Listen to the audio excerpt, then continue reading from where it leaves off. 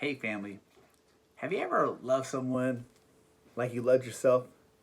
I mean, so much so that you would give anything for, even if it was all that you had? Well, that's the type of friendship that Christians are supposed to have with each other. This commonality, this sharing with one another, whether it's our material things, whether it's our burdens, whether it's our highs or lows, to be selfless and not selfish. And that's the kind of friendship that David and Jonathan have. We're going to see that in chapter 18 of 1 Samuel, starting with verse 1. It says, as soon as he finished speaking to Saul, the soul of Jonathan was knit to the soul of David, and Jonathan loved him as his own soul. Now, first of all, there's been some gross misteachings, totally out of context, saying this could be some style homosexual. No.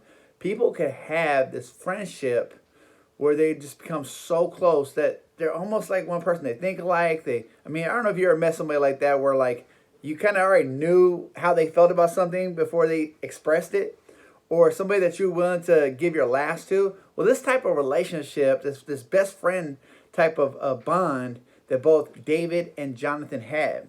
And it's so much so that it continues in verse 2. It says, and Saul took him that day and would not let him return to his father's house. So then Jonathan, made a covenant with David because he loved him as his own soul. And Jonathan stripped himself of his robe that was on him and gave it to David and his armor, even his sword and his bow and his belt. And David went out and was successful wherever Saul sent him, so that Saul set him over the men of war.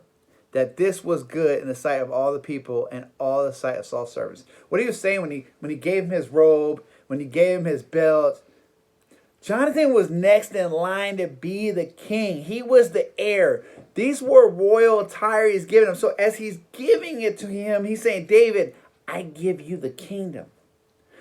It's the opposite of what we think today. He loved him so much as himself. He saw that in his life. He said, you know what? I give everything to you. He was selfless instead of selfish. And together, that's what their friendship was. Sometimes we can see something in somebody else so much that we give them what they need so they can do what they got to do. So in your life, is there somebody that you have this type of friendship with? All right, family. Have a blessed day.